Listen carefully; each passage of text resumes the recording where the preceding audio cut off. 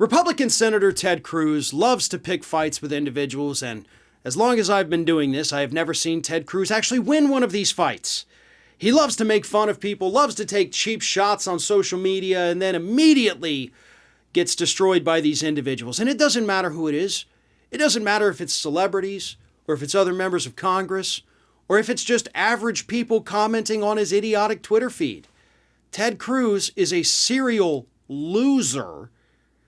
And he lost another big one this week when he got absolutely humiliated by Dr. Anthony Fauci.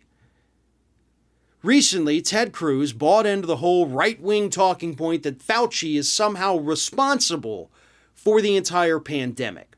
Now, that has become a favored talking point of Republicans basically for this entire year. And of course, you even have some people on the left trying to say that, oh, Fauci's some evil little gremlin who's behind all this. That's not true. Y'all are a little nutty for even suggesting this, but hey, whatever. So, Fauci did an interview with CBS News this past weekend. And he was asked about Ted Cruz's comments because Ted Cruz said Fauci should be thrown in jail for his involvement. And Fauci laughed it off. He said, I have to laugh at that. I should be prosecuted? What happened on January 6th, Senator?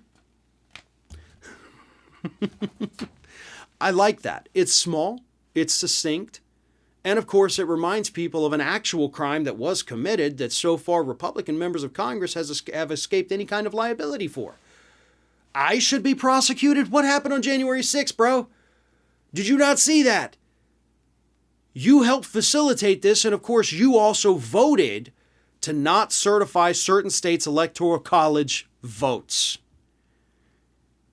Here's my advice to Ted Cruz. You're really bad at this.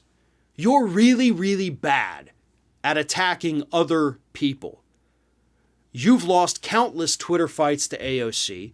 Other members of Congress have stepped in and absolutely embarrassed you on Twitter. You can't win fights against Joe Biden. You're not winning any fights against the media. You can't win fights against Jimmy Kimmel or any other celebrities like Seth Rogen or Patton Oswalt or anybody. And now you can't even win against...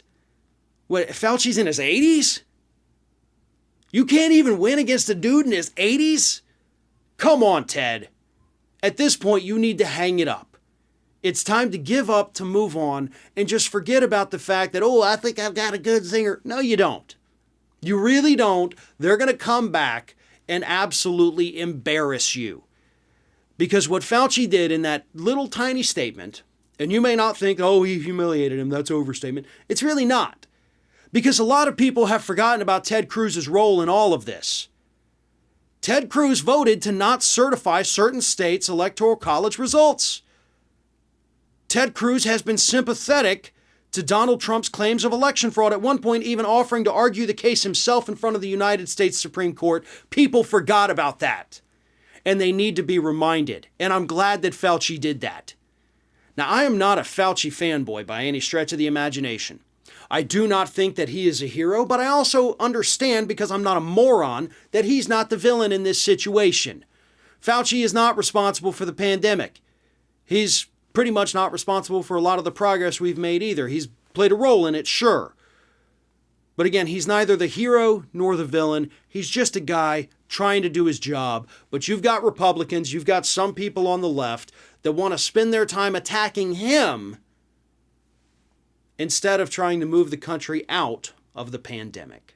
If you can't get enough Ring of Fire, we encourage everyone to subscribe to our channel for fresh video content 7 days a week. And for even more from me, you can follow me on all social media outlets, Twitter, Facebook, and Instagram at Fair and Balanced.